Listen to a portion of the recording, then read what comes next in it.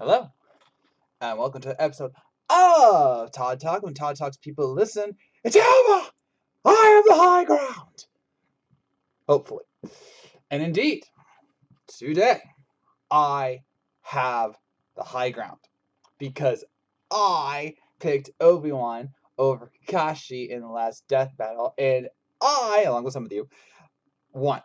Yes, Obi-Wan did indeed beat Kakashi on May the 4th, because the Force was with him. Always. So yes, let's break down this very fun and exciting death battle. Now, I gotta admit, I was very, very nervous because for whatever reason, okay, some of you out there decided, hey, I'm gonna post comments on Todd's prediction video on Sunday, which is when the death battle came out. And in fact, I had like 4 comments that day, and all of them were after noon, which is when the death battle aired on Rooster Teeth first. And so when I get notifications on my phone, I can only see like the notifications, and I have to click on them, to see what they are. But I was like, I can't look at them because for all I know, they might be spoiling. And I had a feeling, sadly, that it was a bunch of people saying, "Ha, Kakashi won." And so I was going into this thinking, "Come on, Obi-Wan, I know you can do it." And thankfully, I was one of the Force, and the Force was with me. I know it's not a Obi-Wan line, but it's a Star Wars line. And Obi-Wan won. Obi-Wan won. Obi-Wan won. So yeah, my win streak is back on track again, definitively, epically, royally. And I still only have 1 loss this season. And for all of you people who kept saying, Kamui or Susanoo or the perfect Mangekyo Sharingan, told you so. Yes. So let's break this down. This was actually a very fun death battle in a variety of ways. Not the least of which was because we got to see just like the depths of the Jedi power, because a lot of people think of Jedi as powerful. That's undisputed, but the question of just how powerful they are ranges from version to version, because obviously we've seen Jedi die from something innocuous as blaster fire, like in Revenge of the Sith, and Qui-Gon Jinn, who's supposed to be this great Jedi master, lost to a Sith in a prolonged fight. So you're like, oh, how powerful are they really? And we really got to see via the novels and the Legends series, which is semi-canon, um, just how strong they are, like being able to blast, Star Destroyers out of the air, or holding a planet together with the Force and all that, or that great shot of Yoda lifting like all them destroyer droids at once. I told you about Mace Windu taking out an army on his own. You know, there's a lot of power in the Jedi, and the reason that they're the good guys. Ow, bit my tongue. I bit fire. I bit my tongue. Ugh. Okay. The reason that they are the good guys is because, like was said, they restrict their power via the Jedi Code. They try and make it so that they don't become corrupt because they know what happens when they're corrupt, and the Sith is the result of that. And the Sith have great power too, obviously between Force Lightning, Force Life Steal, and all that stuff. So imagine if Obi-Wan was a Sith, he probably would have killed Kakashi even faster.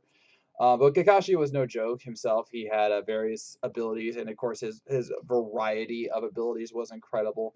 But like I said in my preview video, the question wasn't about abilities, and you could argue that it even wasn't about power or speed. It was the question of, could Kakashi break the Force or overcome the Force, is probably a better word to say. And the answer is no. As great as he is with all his mind tricks and his Shidoris and his lightning dogs and his summons and his 1,000 years of death,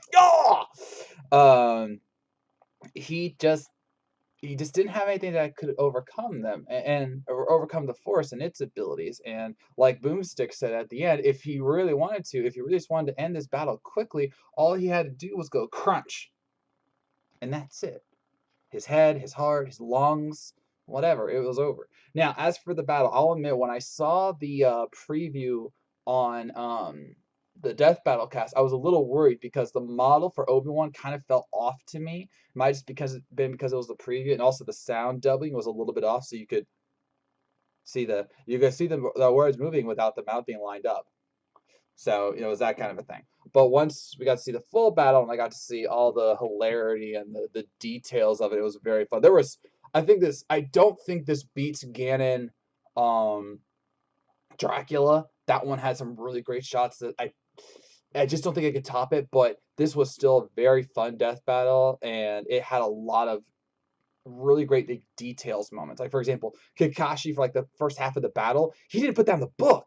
Okay, he's holding on to this book because he thinks it's his porn book, but he's you know I'm gonna beat this guy and then I'm gonna continue reading my book. He didn't put down the book for like half the battle. All right, that was a really cool detail. And then like showing the variation of the Genjutsu Sharingan with the which we saw in Sasuke Hiei.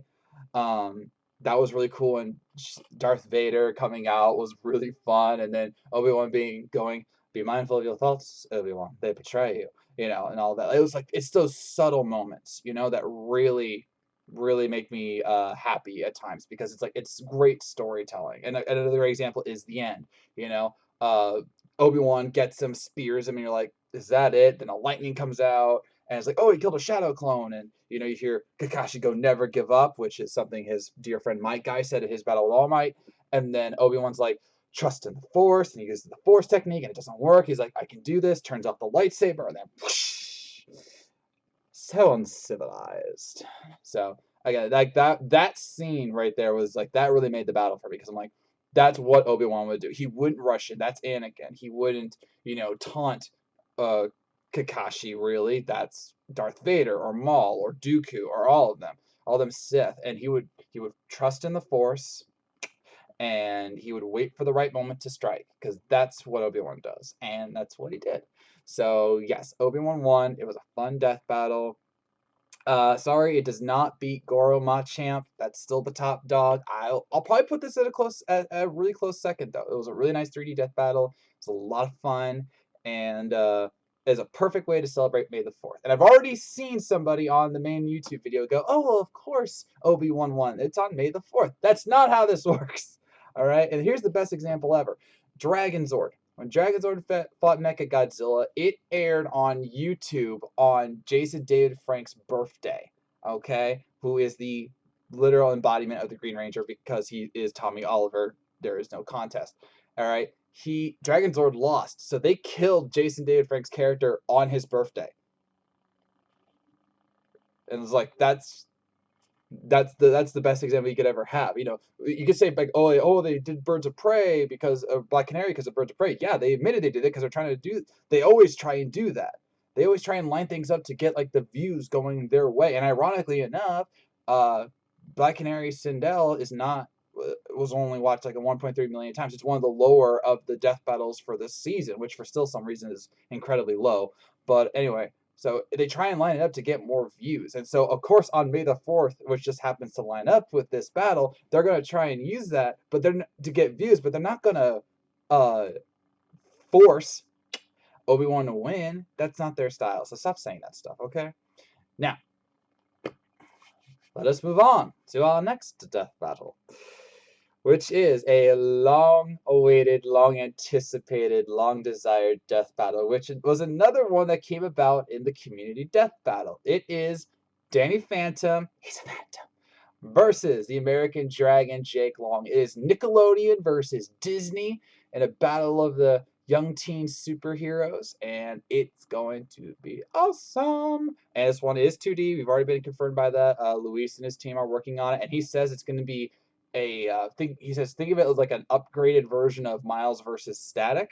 So I'm looking forward to that. And I'm a fan of both of these shows. They ended way too soon, but what are you gonna do?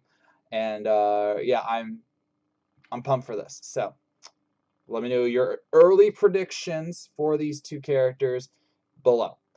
And of course, with that end is at Battle Up Todd Talk. What did you think of Obi-Wan versus Kakashi? Did it live up to the hype that we were all hoping it did? I think it did. But how about you? Did you think it was good? And did you understand why Obi-Wan won? Get it? Obi-Wan won. And of course, what do you think about Danny Phantom versus Jake Long? I look forward to hearing from you in the comments below. So I thank you for watching. If you made this far, I know you were listening, and I will see you around from a certain point of view.